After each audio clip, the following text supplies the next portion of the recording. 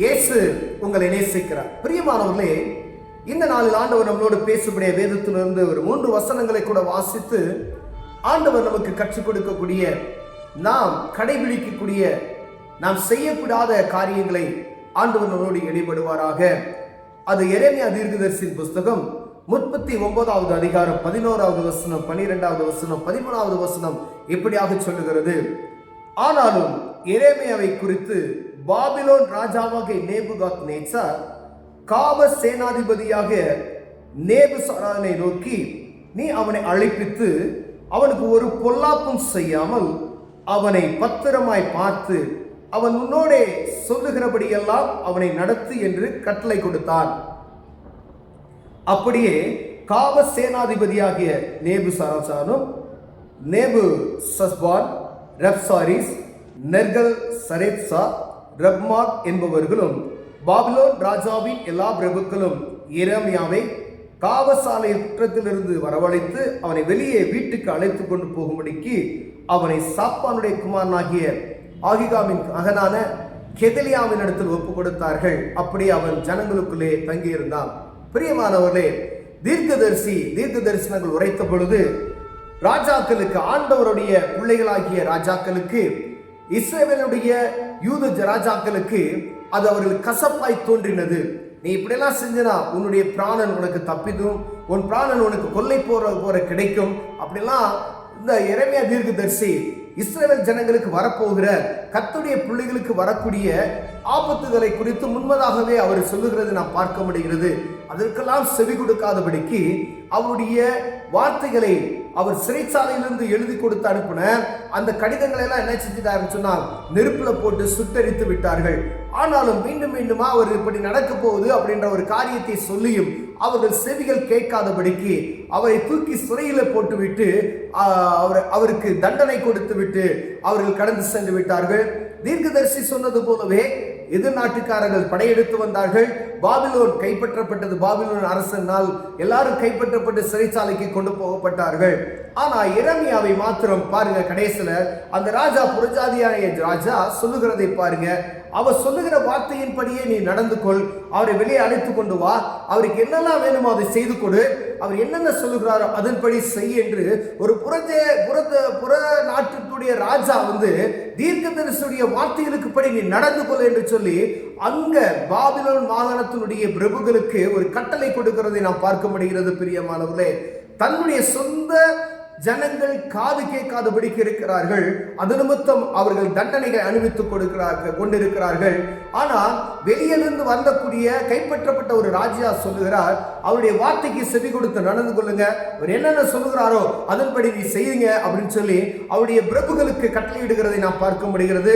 அவர்கள் அழைத்து கொண்டு வரார்கள். சிறைச்சாலை முற்றத்திலிருந்து அவரை வெளியே கொண்டு வந்து வீட்டுக்கு அழைத்து செல்லும்படிய ஒரு மனிதனிடத்தில் அவரை பராமரிப்பதற்காக எல்லாவற்றையும் அவர் செய்து கொடுக்கிறதை பார்க்க முடிகிறது. பிரியமானவர்களே, அநேக நேரங்கள்ல வார்த்தைகளை நாம் கொட்டி விடுகிறோம். தீர்க்கதரிசிகளுக்கு விரோதமாய், ஊழியருக்கு விரோதமாய் நாம் பேசுகிறதை நாம் பார்க்க முடிகிறது.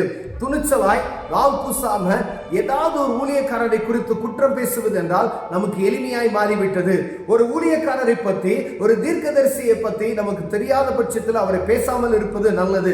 ஆனால் ரொம்ப எளிமையாய் நாம் பேசுவது, எந்த ஜனங்களா, கிறிஸ்தவ ஜனங்களே, அறியாத ஜனங்கள் பேசிட்டா அங்க என்ன நடக்கிறது, அவருடைய காரியங்களை பற்றி தெரியாதபடி பேசுறாங்க. பார்த்தீங்களா, அவங்களுக்கு தெரியாது. ஆனா இந்த ஆண்டவருடைய பிள்ளைகள், கிறிஸ்தவர்கள் என்று சொல்லக்கூடிய, சபைக்கு வரக்கூடிய, கிறிஸ்துவை அறிந்து கொள்ளக்கூடிய, நான் கிறிஸ்தவன் என்று அழைக்கக்கூடிய ஜனங்கள் என்ன சொல்லுகிறார்கள்னா, ஒரு ஊழியக்காரர் சாதாரணமாக செய்வாங்க, எளிமையாய் பேசி விடுவார்கள். அவர் இப்படி செய்யறாரு, அப்படி செய்யறாரு அப்படின்னு.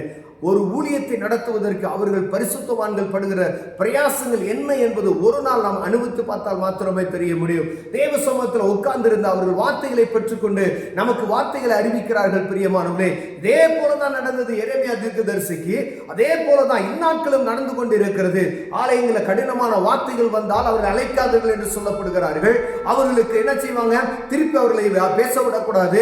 அநேக சபைகளில் எழுந்து எதிர்பேச்சு பேசுகிறதை நாம் பார்க்க முடிகிறது. ஏன்னா அவர்களுக்கு கர்த்தருடைய வார்த்தையை சரியான முறையில் பிரசங்கிக்கவில்லை என்றால் அவருடைய காரியங்கள் இப்படிதான் இருக்கும். பாருங்க, ஒரு மனிதனை நடத்த வேண்டிய வழியில நடத்தல அப்படின்னு சொன்னா நமக்கே அது வினையாய் மாறிவிடும் என்பதை நாம் புரிந்து கொள்ளும்படி அழைக்கப்படுகிறோம். பிரியமானவர்களே, எந்த ஒரு ஊழியரையும் எந்த ஒரு தீர்க்கதரிசியும் நம்முடைய வாயிலிருந்து தவறான முறையில பேசக்கூடாது.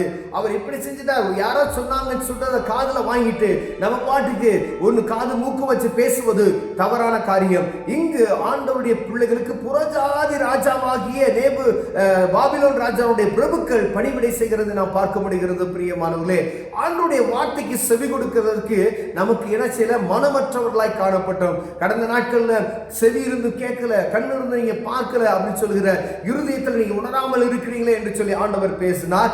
இந்த நாள்ல ஊழியர்களுக்கு விரோதமான காரியத்தை நாம் பேசாதபடிக்கு நாம் எச்சரிக்கையா இருக்கும்படியாய் நாம் அழைக்கப்படுகிறோம். பிரியமானவர்களே, ஊழியர்கள் சொல்லுகிற காரியத்துக்கு அதை காதில் வாங்கி கொண்டு இது என்ன எப்படி இருக்கும், இந்த காரியத்துக்காய் ஜெபிக்கிற மனுஷன் பாக்கியவானாக இருப்பான். ஒரு ஊழியர் சொல்லுகிற காரியத்துக்கு முதல்ல அந்த வார்த்தைகளை எடுத்துக்கொண்டு அந்த காரியத்துக்காய் ஜெபிப்பீர்கள் என்றால் கர்த்தர் உங்களையும் என்னை ஆசீர்வதிக்க வல்லமையுள்ளவராக இருக்கிறார். பிரியமானவர்களே, முதல்ல அதுக்கு நம்ம ஜெபிக்காதபடிக்கு, அந்த காரியத்தை குறித்து அக்கறை இல்லாதபடிக்கு அதை தூற்றி தெரிவோமானால், அதை இப்போ ஒரு சாதாரண ஒரு காரியமா எடுத்துக்கொள்வோமையானால், ஆண்டவருடைய வார்த்தை இல்லை, இது ஒரே ஒரு மனுஷன் பேசுகிற ஒரு வார்த்தை என்று நினைப்போமையானால் அது தவறாய் மாறிவிடும். ஏன்னா ஆண்டவர் ஒரு மனிதனை கொண்டுதான் பேசுகிறார். ஊழியக்காரரை, தீர்க்கதரிசிகளை அவர் எதற்கு அழைத்திருக்கிறார்னா, தேசத்துல நடக்க போற காரியங்களை முன்குறித்து அவர்களுக்கு சொல்லி, எல்லா மனுஷர்கிட்டையும் ஆண்டவர் பேச முடியாது, பரிசுத்தவான்கள்ட்ட மாட்டு தான் பேச முடியும். அவர்களை போல நேரங்களை தேவ சமூகத்துக்கு ஒதுக்கி 12 மணி நேரம், 11 மணி நேரம், 10 மணி நேரம், 6 மணி நேரம், 4 நாள் உபவாசம் செய்து அவர்கள் தேவ சமூகத்தில் காத்திருந்து கர்த்தருடைய வார்த்தைகளை வாங்கி கொண்டு ஜனங்களுக்கு போதிக்கிறதை நாம் பார்க்க முடிகிறது. பிரியமானவர்களே, ஒரு ஆலயத்தில் ஒரு போதகரை இருப்பாரே, ஆனால் அந்த போதகர் தேவ சமூகத்தில் எவ்வளவு நேரம் உட்கார்ந்து இருக்கிறார், இயேசு கிறிஸ்துவோடு அவருக்கு இருக்கிற ஐக்கியம் என்ன என்று நமக்கு தெரியாது. அவர் உள்ள இருந்து அவர் அரைக்கதவை போட்டிக் கொண்டு அழுது கதறி தேவ வார்த்தைகளை பெற்றுக்கொண்டு ஞாயிற்றுக்கிழமை வந்து உங்கள்கிட்ட பிரசங்கிப்பார். ஆண்டவர் ஒரு குறிப்பிட்ட மனிதனுக்கு வார்த்தைகளை பேசிக்கொண்டு இருப்பார், ஒரு சபைக்கும் பேசிக்கொண்டு இருப்பார். ஆனால் இவர் நம்மளதான் புத்தி பேசுறாரு அப்படின்னு சொல்லி நம்ம பேசுவோமே. ஆனால் இந்த தீர்க்கதரிசியை பாருங்க, அவருக்கு தீர்க்கதரிசி ஒருவேளை அந்த இடத்துல புறக்கணிக்கப்பட்டு சிறைச்சாலை அடைக்கப்பட்டாலும் வேறு ஒரு மனிதன் வந்து அவரை போஷிக்குவதே ஒரு காரியத்தை ஆண்டவர் உண்டாக்கி கொடுக்கிறார். ஆனால் அங்கு இருக்கப்பட்டவர்கள் என்ன ஆனார்கள் பார்த்தீங்கன்னா, பாபிலோன் தேசத்துக்கு அழைத்து செல்லப்பட்டார்கள். பிரியமானவர்களே, அது கொடூரமான ஒரு காரியத்துக்கு கொண்டு செல்லப்பட்டதை நாம் புரிந்து கொள்ளும்படி அழைக்கப்படுகிறோம். அப்ப நம்ம ஆண்டவருடைய வார்த்தை சத்தம் செவி கொடுக்கிற ஒரு இறுதி எனக்கு உங்களுக்கு வேணும் என்று தேவ சமூகத்தில் கேட்போம். ஆலயத்தில் பேசப்படுகிற வார்த்தைகள், பிரசங்கியார்கள் பிரசங்கிக்கிற வார்த்தைகள், தீர்க்கதரிசிகள் தீர்க்கதரிசனமாய் உரைக்கிற வார்த்தைகளை சாதாரணமாக எடுத்துக்கொள்ளாதபடிக்கு ஆண்டவருடைய சத்தம் என்று எடுத்துக்கொண்டு அதற்காக நம்ம ஜெபிக்க அழைக்கப்படுகிறோம். பிரியமானவர்களே, ஒருவேளை அவர்களை குற்றம் பேசாதபடிக்கு அந்த காரியத்தை நம் இருதயத்தில் வைத்து இது என்னவாய் முடியுமோ என்று சிந்தித்து தேவ சமூகத்தில் ஜெபிப்போமானால் கர்த்தர் நம்மை காக்க வல்லமையுள்ளவராக இருக்கிறார். கண்களை மூடுவோம், ஜெபம் செய்வோம். அன்பின் தகப்பனே, தீர்க்கதரிசிகளுக்கு நாங்கள் கனமனுவர்களாய் காணப்பட எங்களுக்கு உதவி செய்யுங்கய்யா. அவர்களை அற்பமாய் எண்ணாதபடி எங்களை காத்துக்கொள்ளுங்க. இயேசுவின் நாமத்தில் பிதாவே, ஆமென்.